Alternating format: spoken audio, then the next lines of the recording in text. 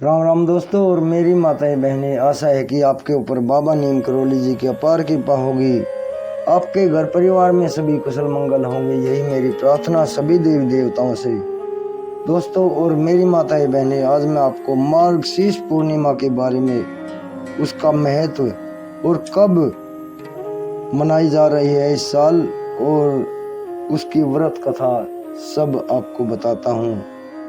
इसे पूरा सुने यही प्रार्थना और चैनल को सब्सक्राइब कर लें। जय बाबा नीम करोली महाराज। दोस्तों और मेरी माताएं बहनें, मार्गशीर्ष पूर्णिमा को मोक्षदायिनी पूर्णिमा से भी कहा जाता है। इसका हमारे सनातन धर्म में बहुत बड़ा महत्व है।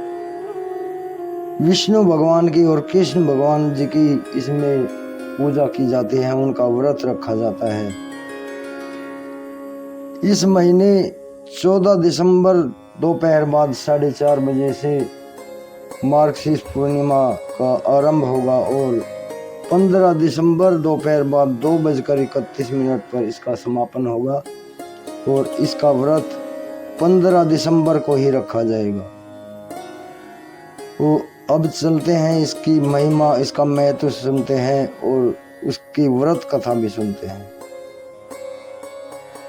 मार्गशीर्ष पूर्णिमा के दिन कई श्रद्धालु उपवास रखते हैं। धर्म ग्रंथों के अनुसार इस पूर्णिमा के दिन व्रत रखने से जीवन के सभी कष्टों से छुटकारा मिल जाता है। ये व्रत बेहद फलदायी माना गया है। इस व्रत में भगवान विष्णु और चंद्रदेव की पूजा होती है। इस साल मार्गशीर्ष पूर्णिमा का व्रत 15 दिसंबर को रखा जा रहा है। बाकी व्रतों की तरह इस व्रत में भी कथा पढ़ना अनिवार्य माना गया है। अगर आप भी इस पूर्णिमा को व्रत रख रहे हैं तो ये कथा जरूर पढ़ें। कथा के अनुसार महर्षि अत्रि और उनकी पत्नी अनुसुईया महान तपस्वी और धर्मपरायण थे।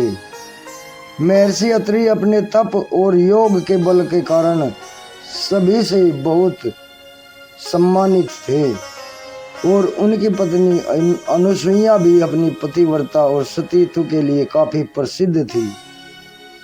एक दिन उनकी महान तपस्या और सद्गुणों से प्रभावित होकर त्रिदेव ने उनकी परीक्षा लेने का निर्णय लिया।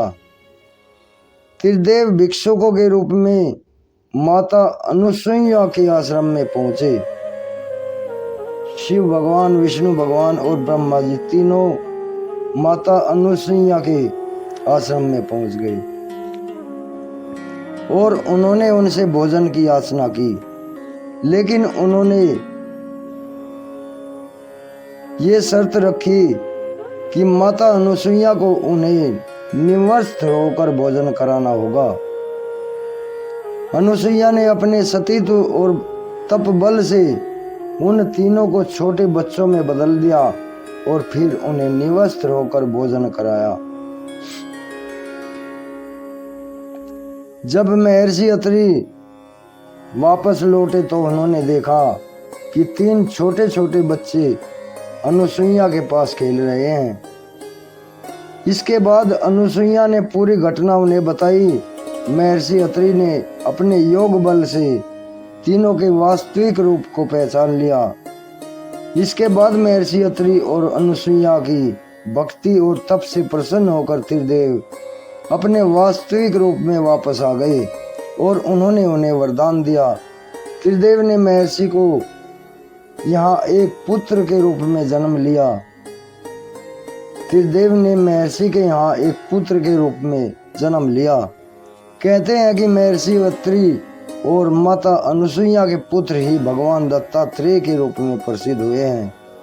इसलिए ही मार्गशीर्ष पूर्णिमा के दिन भगवान दत्तात्रेय की भी पूजा की जाती है।